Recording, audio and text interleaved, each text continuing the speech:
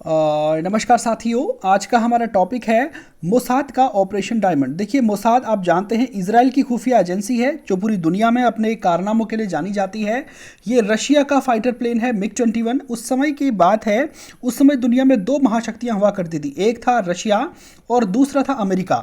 और पूरी दुनिया के किसी भी देश में इतनी हिम्मत नहीं थी कि वो रशिया और अमेरिका के खिलाफ किसी भी प्रकार का षड्यंत्र करे, क्योंकि दोनों ही न्यूक्लियर कंट्रीज थी, सेना इनकी बहुत बड़ी थी, हथियारों की कोई कमी नहीं थी और न ही पैसों की कोई कमी थी। लेकिन देखिए, इसके बावजूद आप देखेंगे इजराइल केवल 82 लाख यहाँ की आबादी थी।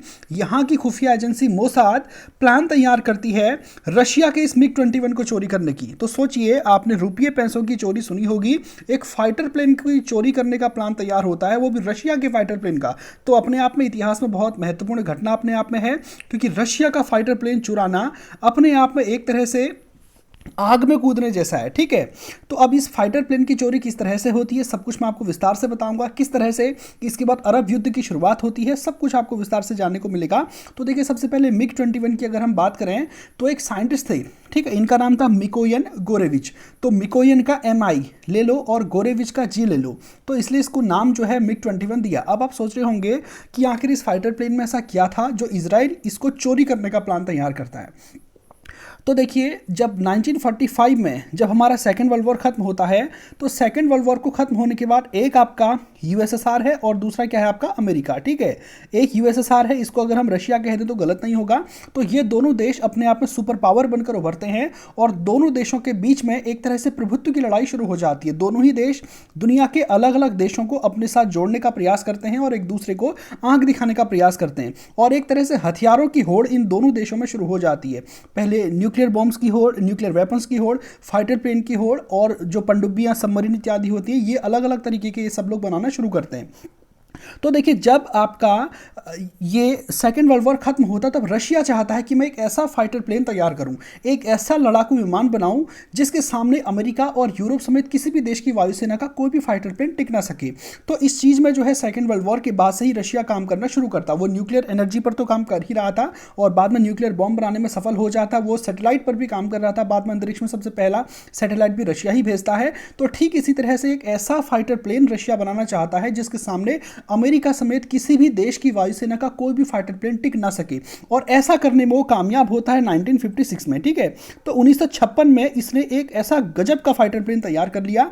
इसी फाइटर प्लेन का नाम है मिग-21। इसने भारत को भी दिया बाद में ये फाइटर प्लेन, रशिया भारत का दोस्त था। तो ऐसा ये गजब का फाइटर प्लेन था, जब पूरी दुनिया को इसके फंक्शंस के बारे में पता चलता है कि मिग-21 नाम का एक फाइटर प्लेन है, रशिया ने बनाया है। ये ऐसे भी मिसाइल चला सकता है, वैसे भी मिसाइल चला सकता है, अंधेरे में भी जा सकता है, हवा तूफान किसी का इस पर कोई फर्क नहीं पड़ता है। तो जब इसकी विशेषताएं बहुत सारी सामने आने लगी तो कहीं ना कहीं अमेरिका और जो यूरोप है, इसको अपनी सुरक्षा की चिंता होने लगी कि रशिया ने ऐसा गजब का फाइटर जेट बना दिया है, हम नहीं बना पा रहे, इतना प्रयास, इतना परिश्रम करने के बाद भी। कैसे ही हमें रशिया का एक मिग-21 मिल जाए, उसी को कॉपी करके कि आखिर इसमें क्या क्या फंक्शन है उसको देकर हम भी काम कर लें। तो कहीं ना कहीं अभी तक मिग-21 को चोरी करने की जो योजना है अमेरिका और यूरोप वाले बना रहे थे। इजराइल का अभी तक ऐसा कोई नाम नहीं है, तो इजराइल को अभी तक कोई समस्या नहीं। रशिया ने मिग बनाया, उससे वो युद्धाभ्यास कर रहा है, उससे अभी तक अमेरिका को, उससे अभी तक इजराइल को कोई समस्या नहीं, समस्या अभी तक केवल अमेरिका को है। लेकिन इजराइल को समस्या वहां से शुरू होती है जब रशिया अपने मित्र राष्ट्रों को इस मिग-21 को बेचना शुरू करता है। ठीक, अब देखो, दुनिया में सबसे ज़्यादा फायदा अगर किसी चीज़ में है तो वो है हथियारों के व्यापार में। ठीक है, अगर आप चाहे कितना ही बिजनेस कर लो, आप सामान कितना ही एक्सपोर्ट कर लो, उसमें कोई खास फायदा नहीं। अगर आप हथियार बेचते हो तो जितना है डील साल भर की एक ही साथ में निकल जाती है। ठीक है, तो रशिया अब एक प्लान तैयार करता है, वो अपने मित्र राष्ट्रों को इसे बेचने की योजना बनाता है। तो सबसे पहले मैं आपको थोड़ा सा अगर आपको बता दूं तो देखिए, ये हमारा भारत है, ये ठीक उसके बगल में पाकिस्तान है, ये ईरान आप देख पा रहे होंगे, यहाँ पर आपने इराक देख लिया होगा, ये सीरिया है, ये जॉर्डन है, ये टर्की है, और यहाँ पर छोटू सा जो देश है जिसको अभी मैं रेड करने जा रहा हूँ, शायद मेरी पेन नहीं चल रही है, मैं इसको ब्लैक से कर देता हूँ। तो ये जो छोटा सा देश यहाँ पर ब्लैक कलर में मैं आपको सर्कल कर रहा हूँ, इतना जितना मैंने सर्कल किया, ये इजराइल है, इसमें फिलिस्तीन भी है। ठीक है, इसके अलावा देखिए और भी कुछ देशों को मैं इसमें बता दूँ, ये आपका सऊदी अरब है, ये यमन है, ये ओमान है। तो ये सारे देश आपको दिखाई दे रहे हैं। इसमें ये जो ब्लैक मैंने कर रखा है, ये वाला छोटा सा देश जो है अपने आप इजराइल है। तो देखिए, इसके जितने भी पड़ोसी हैं ये सारे के सारे, चाहे ईरान हो, चाहे सऊदी अरब हो, इराक हो, सीरिया हो, जॉर्डन हो, मिस्र, सबके सब इसके दुश्मन हैं। लेकिन ये जितने भी दुश्मन हैं सबके सब रशिया के दोस्त हैं। तो कहीं ना कहीं अब रशिया किस योजना पर आगे बढ़ रहा है कि अपने मित्र राष्ट्रों को मैं ये फाइटर प्लेन एक्सपोर्ट करूं, ठीक है। तो जब रशिया ने किन किन को फाइटर प्लेन दिया, तो देखिए रशिया ने एक इराक को फाइटर प्लेन दिया, मैं इसको गोल कर लेता हूं, एक इराक को दिया, दूसरा सीरिया को दिया, तीसरा जॉर्डन को दिया, चौथा मिस्र को दिया और पांचवा लेबनान को दिया। तो 5 देशों को रशिया फाइटर प्लेन एक्सपोर्ट करता है। सऊदी अरब के संबंध उस समय अमेरिका के साथ अच्छे थे, ईरान के संबंध तो खराब थे, लेकिन इनके साथ भी कुछ अच्छे खासे संबंध नहीं थे। कहने का मतलब ये है कि ये जितने भी पूरा इलाका है ये पूरा का पूरा इजराइल विरोधी है, क्योंकि ये सारे के सारे देश जो है मुस्लिम हैं।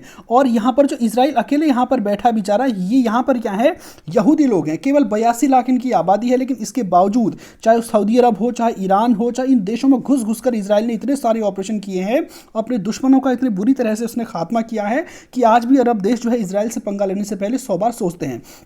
तो आप उम्मीद करता हूं कि इस बात को समझ गए होंगे कि इजराइल को इस मिग 21 से परेशानी आखिर कहां होने लगी। रशिया ने मिग 21 बनाए, कोई प्रॉब्लम, लेकिन जो इजराइल के दुश्मन हैं, उसके पड़ोसी हैं, इन देशों को रशिया ने इस मिग 21 को बेचना शुरू कर दिया। इससे इजराइल को प्रॉब्लम होने लगी कि अब उसके जितने भी दुश्मन हैं, इन सब दुश्मनों के पास मिग प्लेन जो है आ गया है। तो कहीं ना कहीं इनके दुश्मनों के पास अगर मिग 21 आ गया है तो इससे इजराइल को अपना सिक्योरिटी थ्रेट देखने को मिला। इजराइल में जो है एक बहुत ही जबरदस्त, एक बहुत ही मैं आपको बता चुका हूं इजराइल को इसकी जरूरत आखिर क्या पड़ गई, क्या इसको चुराने की जरूरत इजराइल को क्यों पड़ गई, मैं आपको बता चुका हूं। अब आगे देखिए, अब इजराइल में एक बहुत ही कॉन्फिडेंशियल मीटिंग होती है। इसमें इजराइल के प्राइम मिनिस्टर थे, मोसाद के चीफ थे और उनकी तीनों सेनाओं यानी कि आर्मी, नेवी, एयरफोर्स, इसके चीफ थे। तो यहां पर एयरफोर्स के चीफ उस समय थे आइजर वाइजमैन। ये मुद्दा उठाते हैं कि हमारे जितने भी पड़ोसी हैं इन सब के पास मिग 21 जैसा खतरनाक फाइटर जेट है, और कल की डेट में अगर हमारे साथ इन देशों का युद्ध होता है तो हमें बहुत ही ज़्यादा नुकसान उठाना पड़ेगा। क्योंकि अगर आर्मी युद्ध करती है तो उतना नुकसान नहीं होता, अगर एयरफोर्स युद्ध में उतरती है और जब वो गोले चलाती है तो इससे शहर के शहर जो है मिट्टी में मिल जाते हैं। आपने अभी यूक्रेन की हालत आप देख रहे होंगे, ठीक ऐसा ही था, ठीक है। तो कहीं ना कहीं इजराइल की सिक्योरिटी चिंता है। अब इजराइल को क्या चाहिए कि कहीं ना कहीं या तो उसको भी मिग 21 मिल जाए जो विमान उनके दुश्मन के पास है, या तो वो उनको बड़ी संख्या मिल जाए ताकि अगर वो अटैक करेंगे तो वो भी अटैक करेंगे, बैलेंस हो जाएगा। या फिर कम से कम एक मिग विमान उनको मिल जाए जिससे कि वो ये पता लगा सके कि ये किस तरह से अटैक करता है, ताकि हम अपने देश में जो सुरक्षा व्यवस्था है, आसमान पर कभी मिग उड़ रहा हो वो किस तरह से उड़ता है, किस एंगल से मिसाइल दागता है, उसकी मिसाइल डालने की क्षमता कितनी है, रात में भी डाल सकता है कि नहीं, अगर बारिश तूफान चल रहा उस समय कर सकता है कि नहीं। तो ये सारी विशेषताएं अगर मोसाद को इसकी पता चल जाएं तो कहीं ना कहीं खुद के देश को एक तरह से सिक्योर करने में इससे मदद मिलेगी। तो अब जो है इजराइल में मीटिंग होती है और यहाँ पर हरी झंडी मिल जाती है। इजराइल के प्राइम मिनिस्टर मोसाद के जो चीफ थे, मीर एमिट उस समय मोसाद के चीफ थे, मैंने लिख रखा नाम, मीर एमिट उस समय मोसाद के चीफ थे। इनको आदेश देते हैं कि चाहे कानूनी हो या गैर कानूनी हो, किसी भी तरह से मिग 21 इजराइल को चाहिए ताकि वो अपने पड़ोसी देशों से सुरक्षित रह सके। तो यहीं से शुरू होती है ऑपरेशन डायमंड की अपने आप में कहानी। मैं आपको बता चुका हूँ इजराइल को क्यों चाहिए, और ये मैंने मैप में आपको इजराइल की लोकेशन दिखा दी है। और इजराइल के जो पड़ोसी देश जितने भी हैं, ये ईरान है, ये इराक है, ये सऊदी अरब है, ये सीरिया है, जॉर्डन है, ये सब के पास जो है मिग विमान अपने आप में था। अब इजराइल के पास क्या है कि इस मिग विमान को चोरी करके अपने देश में उसको लाना है। तो देखिए अब आखिर इनके पास विकल्प क्या क्या है मिग विमान लाने की। देखिए पहला विकल्प तो क्या है कि साहब रशिया से खरीद लो, जैसे ये देश खरीद रहे हैं वैसे ही तुम खरीद लो। लेकिन जैसा मैं आपको बता चुका हूँ इजराइल के संबंध अमेरिका के साथ बहुत अच्छे थे, तो ऐसा देश जो अमेरिका का दोस्त है रूस का अपने आप दुश्मन हो जाता है। तो खरीदने पर तो जो इजराइल है उसको विमान मिलने वाला नहीं है। तो कहने का मतलब है कि विकल्प आपके पास गैर कानूनी ही है। तो गैर कानूनी तरीके से अगर आपको लाना है तो या तो आप ऐसा कर लो कि मिग को हाईजैक करके ले आओ, तो ये भी लगभग नामुमकिन है। क्योंकि जैसे मान लीजिए आप कोई बाइक चोरी करते हो, उसमें चाबी लगाई ले आए, वो तो ठीक है। लेकिन जो मिग विमान होते हैं वो एयरफोर्स के बहुत ही खतरनाक फाइटर जेट्स होते हैं, और एयरफोर्स की छावनी में बहुत ही ज़्यादा सिक्योरिटी में वो लोग रहते हैं, ठीक है। और इसको हाईजैक करना लगभग नामुमकिन है। अगर हाईजैक आप कर भी लेते हो तो हवा में ही मिसाइल से तुमको मार गिरा जाएगा, क्योंकि एटीसी के कंट्रोल में सब कुछ रहता है। तो मिग को हाईजैक करके ला पाना तो लगभग नामुमकिन है। दूसरा क्या है, आप अपने पड़ोसी देश जिसके पास ऐसा मिग विमान है उस पर आप अटैक करो, ठीक है, और उसके एयरबेस से इसको उठा करके ले आओ। लेकिन ये भी कहीं ना कहीं उतना अच्छा एक सॉल्यूशन नहीं है, क्योंकि अगर आप अपने पड़ोसी देश, जैसे कि ये आप अगर मान लीजिए यहाँ सीरिया पर अटैक करते हो, तो ये सारे के सारे की इसके साथ अच्छी दोस्ती कहीं सब न चढ़ जाएं इसराइल के ऊपर, ठीक है, ये भी डर था अपने आप में। तो किसी देश पर अटैक करो फिर वहाँ से मिगलाओ, ये भी अपने आप में एक अच्छा ऑप्शन नहीं था। सबसे बेहतर ऑप्शन क्या था बताएं? तो ये जो इसके पड़ोसी देश आपको दिख रहे हैं, ठीक है, ये सीरिया है, देखो देखो। अब रशिया में तो सीधा सीधा अटैक ये लोग नहीं कर सकते, रशिया तो बहुत बड़ा है, अगर वहाँ पर जाएंगे तो पकड़े जाएंगे, ठीक है। इसके जो देश हैं, इराक है, सीरिया है, जॉर्डन है, मिस्र है, इन देशों के पास MiG-21 है।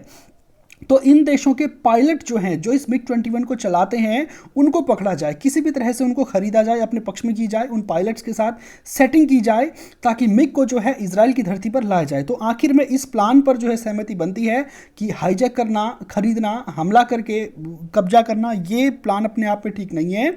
जो हमारे दुश्मन देश हमारे हैं, यहाँ पर बहुत सारे पायलट होंगे जो इन प्लेन्स को चलाते हैं। तो एक पायलट को हम खरीद लें, जिस समय वो ट्रेनिंग के लिए उड़ेगा उसको बता दिया जाएगा कि तुम वापस मत जाना, इजराइल आ जाना, ठीक है। तो इस तरह से पायलट को खरीदने की यहाँ पर योजना ये लोग बनाते हैं, और इसी योजना में सबसे पहले ये लोग अपने पड़ोसी देश मिस्र को टारगेट करते हैं, ठीक है। तो मोसाद के एक बहुत ही नामी जासूस थे जिनका नाम जीन थॉमस था। इनके नेतृत्व में जो है प्लान तैयार किया जाता है। जीन थॉमस को लिस्ट पकड़ाई जाती है मिस्र में उन सभी पायलट्स की जो MiG-21 उस समय उड़ा रहे थे, ठीक है। तो उनकी लिस्ट तैयार की जाती है और उनको आदेश दिया जाता है कि इनको ठीक से अवलोकन इसका करिए, ऐसे पायलट को चूज़ करिए जो कि तुम्हारे साथ मिल सकता है, अपने देश के साथ गद्दारी कर सकता है, ऐसे पायलट को चूज़ करिए और उसके साथ दोस्ती करो, और उसको पैसे या फिर ये इन किन प्रकार जो भी तरीके हो सकते हैं उस चीज़ से आप उसको खरीदो, और एक फाइटर प्लेन को उस पायलट की मदद से जो है इजराइल की धरती पर लैंड कराओ। तो जीन थॉमस के नेतृत्व में पहला प्रयास मिस्र में होता है। जीन थॉमस जो है मिस्र जाते हैं, ये उन पायलट्स में से एक पायलट को पकड़ते हैं, उसके साथ अच्छी खासी दोस्ती करते हैं, जो MiG-21 उड़ाना जानता था उसके साथ बहुत अच्छी दोस्ती करते हैं, उसका भरोसा भी जीतते हैं, और आखिर में ऑफर दे देते हैं उसको कि हम तुमको 1 मिलियन, ठीक है, $1 मिलियन देंगे, ठीक। 1 मिलियन बहुत बड़ी चीज़ होती है, 1 मिलियन का मतलब होता है 10 लाख, ठीक। आज की डेट में डॉलर की वैल्यू अपने आप में 82 के आसपास चले, तो 82 लाख रुपया 1960 के टाइम का बहुत बड़ी चीज़ है। तो ऑफर देते हैं कि हम तुमको $1 मिलियन देंगे, अपने देश की नागरिकता देंगे, अगर तुम्हारे घर वाले, बीवी बच्चे, माता पिता हैं उनको भी यहाँ से निकाल कर अपने देश में नागरिकता देंगे, नौकरी देंगे, सब कुछ देंगे, बस तुम एक काम कर दो हमारा, मिस्र में जब तुम्हें ट्रेनिंग के लिए जब ये फाइटर प्लेन उड़ाया जाएगा उस समय ट्रेनिंग के लिए तुम उड़ना, वापस अपने देश में लैंड मत करना, सीधा हमारे देश में प्लेन को ले आना, ठीक है। लेकिन यहाँ पर जो जीन थॉमस है धोखा खा जाते हैं। वो जो पायलट जिनको उन्होंने पकड़ा था, ठीक है, इस तरह का जो ऑफर दिया था, वो अपने देश के साथ गद्दारी नहीं करना चाहता था, और उसने ये सारी इन्फॉर्मेशन अपने सीनियर ऑफिसर्स को दे दी, और बहुत ही गोपनीय तरीके से वहाँ की जो इंटेलिजेंस एजेंसी मिस्र की थी उसने यहाँ पर काम किया। जीन थॉमस को इनकी पूरी फैमिली के साथ पकड़ लिया गया, और जीन थॉमस को बहुत ही ज़्यादा टॉर्चर किया जाता है उसके बाद, क्योंकि बहुत ही बड़ी दुश्मनी ये सभी देश इजराइल के साथ रखते हैं। तो जीन थॉमस को बहुत ही ज़्यादा टॉर्चर यहाँ पर किया जाता है, और 1962 में इनको फांसी दे दी जाती है। और कहीं ना कहीं ये बात लीक हो जाती है कि इजराइल MiG-21 की चोरी करने का प्लान बना रहा है, क्योंकि देखो जीन थॉमस एक बहुत बड़े जासूस इजराइल के थे, मोसाद के काफ़ी सारे राज उनको पता थे, तो वो सब कुछ जो है इनको बता देते। जब ये लोग उनको टॉर्चर करते हैं तो ये सब कुछ बता देते कि ऐसे ऐसे हमारे देश में कॉन्फिडेंशियल मीटिंग हुई थी, एक MiG-21 को लाने का प्लान बहुत ही गोपनीय तरीके से इजराइल में चल रहा है।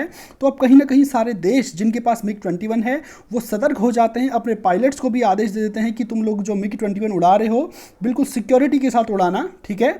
तो ये सब कुछ यहाँ पर चलता। तो पहला प्रयास जीन थॉमस के नेतृत्व में मिस्र में किया था, वो सफल नहीं रहा, उल्टा मोसाद का एजेंट मारा गया है, ठीक है, उसको फांसी दे दी, और मोसाद के बहुत सारे राज उनके देश जो मिस्र है, जो दुश्मन देश है, उसको पता चल गए हैं।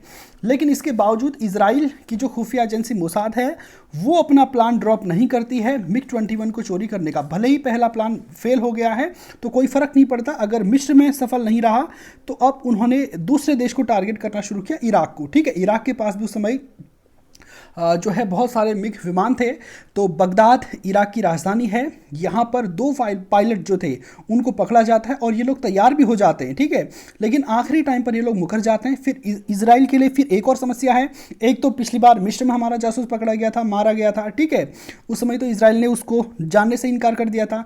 लेकिन इराक में भी 2 पायलटों को पकड़ा, लेकिन आखिर में वो लोग मुकर गए। तो इजराइल की खुफिया एजेंसी उन दोनों पायलटों को मार डालती, क्योंकि अगर मारती नहीं तो वो लोग अपने ऑफिसर्स को इनका राज बता देते और इजराइल के के जासूस, ठीक है, जो वहाँ पर चल रहे थे इराक में, ये प्लान तैयार कर रहे थे, वो फिर से पकड़े जाते और फिर तो इजराइल की और ज़्यादा बदनामी हो जाती। लेकिन देखिए, जब इजराइल की खुफिया एजेंसी इन 2 जासूसों को मार देती है, 2 पायलट्स को मार देती है जो आखिर में मुकर जाते हैं, तब कहीं ना कहीं जांच बैठती है इराक में, ठीक है। उस समय मैं आपको बताऊं, उस समय सद्दाम हुसैन से पहले की सरकार उस समय हुआ करती थी और अमेरिका के साथ उनकी काफ़ी दोस्ती थी इराक की।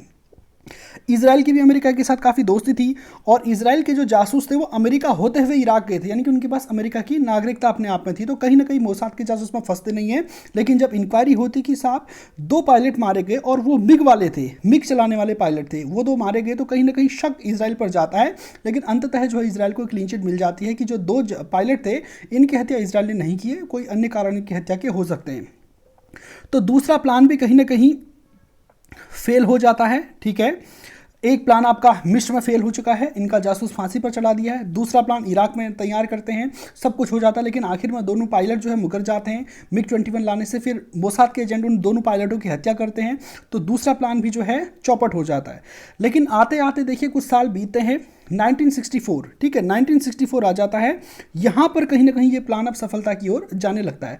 देखिए उस समय ईरान की राजधानी तेहरान थी। तेहरान में जो इजराइल की एम्बेसी थी, वहाँ पर इजराइल का एक कर्मचारी, एक यहूदी कर्मचारी वहाँ पर काम करता था, ठीक है, वो यहूदी था और मोसाद का एजेंट था। और वो एक बहुत ही गोपनीय इंफॉर्मेशन इजराइल की खुफिया एजेंसी को देता है कि उसकी एक गर्लफ्रेंड है, ठीक है। तो उसकी एक गर्लफ्रेंड है, उसकी एक दोस्त है, उसकी शादी इराक के एक पायलट के साथ हुई है, ठीक है, इराक के एक पायलट के साथ हुई है। और सबसे बड़ी बात यह है कि वो जो पायलट है वो मिग 21 उड़ाता है, स्क्वाड्रन लीडर है और मिग 21 उड़ाता है। जब इजराइल की खुफिया एजेंसी मोसाद ने छानबीन की तो इस व्यक्ति का नाम मुनीर रेटफा था, मैंने इसमें चंद्र बिंदु लगाना भूल गया, ठीक है। तो मुनीर रेटफा इनका नाम था। ये इराक में एक फाइटर प्लेन उड़ाते थे, इराक में स्क्वाड्रन लीडर थे। और इनकी सबसे बड़ी बात ये थी कि ये बहुत ही बेहतरीन पायलट थे, जो इराक के जो टॉप के पायलट थे उनमें शुमार होते हैं। तो इजराइल की खुफिया एजेंसी कहीं ना कहीं इनको टारगेट बनना शुरू कर दी कि कहीं ना कहीं इस व्यक्ति से, जो मुनीर है, स्क्वाड्रन लीडर मुनीर है, इसको टारगेट किया जाए, इसको जो है काफ़ी सारा पैसा वैसा दिया जाए। तो ये सब करके एक मिग 21 कैसे ना कैसे जो है इजराइल की धरती पर लैंड कराया जाए। लेकिन देखिए इतना आसान नहीं था, क्योंकि 2 प्लान उनके ऑलरेडी फेल हो चुके थे। तो तीसरे प्लान में अगर जाना है तो पैर फूक फूक कर रखने, क्योंकि 2 इजराइल के पायलट, ठीक है, 2 इराक के मिग 21 उड़ाने वाले पायलट मारे जा चुके हैं, ये तीसरा पायलट है। तो देखिए अब ये मुनीर रेटफा की बात करें तो ये इराक सरकार से काफ़ी नाराज़ था, ठीक है, क्योंकि मुनीर रेटफा अपने आप में एक जो है मुस्लिम नहीं था, ये ईसाई था अपने आप में। और कहीं ना कहीं ये मानता था कि इजराइल में वो जो है एक बहुत अच्छा पायलट है, ठीक है, लेकिन सिर्फ क्रिश्चियन है इसलिए इसका प्रमोशन नहीं हो रहा है, उसके साथ दोयम दर्जे का बर्ताव किया जाता है, इसलिए कहीं ना कहीं वो सरकार से अपने आप में नाराज़ था। तो इसी चीज़ को देखते हुए मुनीर रेटफा का चयन किया गया था कि हाँ ये बंदा जो है ला सकता, क्योंकि एक पहली बात तो मुस्लिम है नहीं, मुस्लिम देश में ईसाई है, तो कहीं ना कहीं जो अल्पसंख्यक होते हैं वो खुद को जो है तो शोषित तरह का महसूस करते हैं। तो कहीं ना कहीं मुनीर रेटफा भी अपनी सरकार से नाराज़ था, इराकी सरकार से।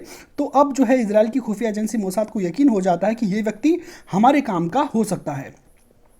तो अमेरिका में अब देखो इस काम को बहुत ही बेहतरीन तरीके से अमेरिका, जो इजराइल की खुफिया एजेंसी मोसाद को करना था, तो इस काम के लिए वो अपने बहुत ही विशेष जासूस को तैयार करते हैं।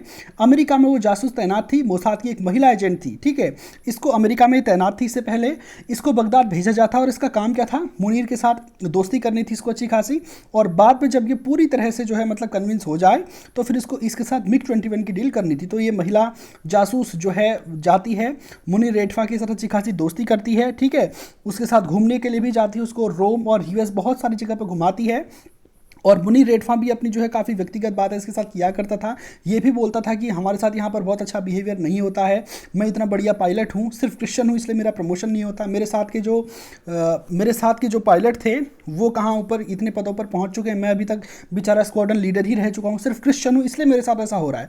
तो कहीं ना कहीं ये जो महिला जासूस थी मुनीर रेटफा को भड़काया करती थी कि इतना बुरा है ये है, यानी कि जो मुनीर रेटफा जिन बातों को कहता था उनको और ज़्यादा इंटेंसिटी दिया करती थी। तो जैसे ही समय बीतता है इनकी दोस्ती और ज़्यादा गहरी हो जाती है। और इसके बाद जो मुनीर रेटफा की प्रेमिका है, यानी कि जिस महिला एजेंट को वहाँ पर भेजा जाता है, वो इजराइल की खुफिया एजेंसी मोसाद को बताती है कि मुनीर रेटफा जो है काबुल लगभग है, अब इसको जो है हमको ऑफर देना चाहिए कि ये एक मिग 21 वहाँ से उड़ाए और इसके बदले जो है इसके साथ डीलिंग करनी चाहिए। जब मोसाद हरी झंडी देती है तो फिर ये महिला अपना असलियत जो है इस महिला के सामने आती है और वो मुनीर रेठवा को बोलते हैं कि देखो तुम जो हो क्रिश्चियन हो, यहाँ पर तुम्हारा कोई खास ऐसा है नहीं, ठीक है, तुम क्रिश्चियन हो, तुम्हारे साथ बहुत सारा भेदभाव हो रहा है, अब समय आ गया है जब तुम इराक से इसका क्या लोगे, बदला लोगे। तो ये महिला कहती है कि हम तुमको वही जो इससे पहले के पायलट्स को ऑफर दिया गया था कि $1 मिलियन हम तुमको देंगे, तुम्हारे परिवार को हम यहाँ से बाहर निकाल कर इसराइल ले जाएंगे, तुमको भी हम इसराइल की नागरिकता देंगे, तुम बस एक काम करो, एक MiG-21 को जिसको तुम उड़ाते हो उसको लेकर के एक बार तुम कहाँ पर आ जाओ, इसराइल आ जाओ। तो पूरा प्लान तैयार होता है और मुनीर रेठवा जैसा कि मैं बता चुका हूँ इसमें इराक के प्रति देशभक्ति की कोई ऐसी खास भावना नहीं थी, उल्टा इराक से क्या था, नाराज था, तो ये तैयार हो जाता। लेकिन इसमें कुछ समस्या थी। सबसे पहले समस्या ये थी कि जो रशिया ने अपने मित्र राष्ट्रों को जो फाइटर प्लेन बेचे थे तो इस पर समझौता किया गया था उन देशों के साथ। उस समझौते का पहला बिंदु ये था कि जो रूस के दुश्मन देश होंगे, ठीक है, उनके साथ तुम MiG-21 को किसी भी तरह से शेयर नहीं करोगे, न ही अपने दुश्मन देशों को उस फाइटर प्लेन के पास भी नहीं जाने दोगे। और दूसरा जो बिंदु था वो इससे भी ज़्यादा महत्वपूर्ण था कि जब तुम्हारी ट्रेनिंग जो प्रशिक्षण के दौरान जब पायलट इस विमान को उड़ाएगा तो इसकी टंकी को पूरा नहीं भरेगा। यानी कि अगर मान लीजिए ये आपकी ऑयल टैंक, अगर मान लीजिए आपकी ऑयल की टंकी है तो इसको पूरा यहाँ तक नहीं भरा जाएगा, इसको उतना ही भरा जाएगा जितने में कि वो आसपास के क्षेत्र में जा सके। यानी कि जो इसकी टंकी है इसको फुल करने के प्लान क्या थे, नहीं थे उस समय पे, थोड़ा सा ही हट गया है। हाँ, यानी कि जो फाइटर प्लेन की जो टंकी है जहाँ पर ऑयल भरा जाता है उसको फुल नहीं कर सकते, फ्यूल टैंक को फुल आप नहीं कर सकते। तो ये प्रॉब्लम जो है मुनीर रेठवा बताता है कि साहब जो फ्यूल टैंक है उसको फुल जो है नहीं किया जा सकता है। तो इसके लिए भी अलग से प्लान तैयार करना था कि आखिर किस तरह से फ्यूल टैंक पूरा हो।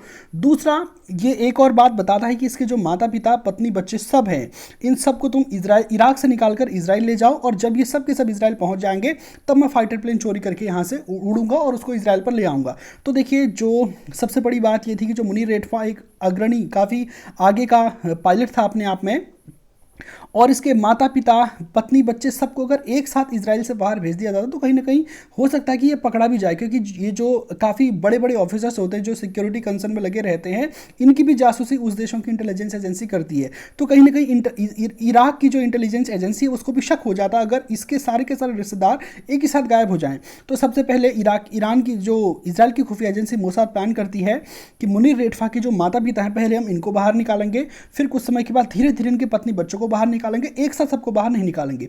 तो माता पिता का थोड़ा बहुत उपचार भी इनका चल रहा था, तो स्थानीय डॉक्टरों से लिखवा करके कि यहाँ पर ठीक उपचार नहीं हो रहा है, इनको अमेरिका का वीज़ा दिया गया, क्योंकि उस समय इराक और अमेरिका के संबंध काफ़ी अच्छे थे, ठीक है। तो अमेरिका का वीज़ा दिया जाता है, हेल्थ वीज़ा के नाम पर इनके माता पिता को अमेरिका भेजा जाता है और वहाँ से वो लोग बाद में इजराइल चले जाते हैं।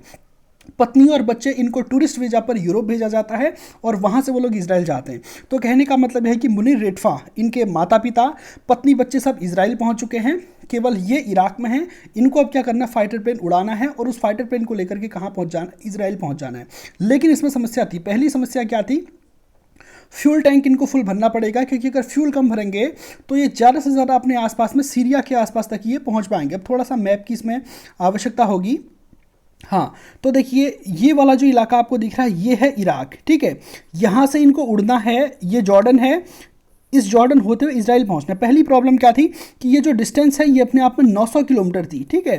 तो 900 किलोमीटर की दूरी तय करने के लिए जो फ्यूल उसमें होना चाहिए वो आमतौर पर जो ट्रेन फ्लाइट होती है उसमें नहीं भरा जाता है। लेकिन जो ये पायलट था रेठवा, ये काफ़ी सीनियर पायलट था और जब ये बात कहता है अपने ग्राउंड स्टाफ को कि तुम तेल भरो तो वो भरने के लिए जो है राज़ी हो जाता है। जब इतना सीनियर पायलट कहता है तो जो ऑयल है वो भरने के लिए वहाँ का जो स्टाफ है वो राज़ी हो जाता है कि चलो भर देते हैं, कोई बात नहीं, कह रहा है तो भर देते हैं। तो कहीं ना कहीं ऑयल भर लेता। लेकिन इसके बाद भी प्रॉब्लम थी, बीच में जॉर्डन का एयर स्पेस पड़ना था, ठीक है।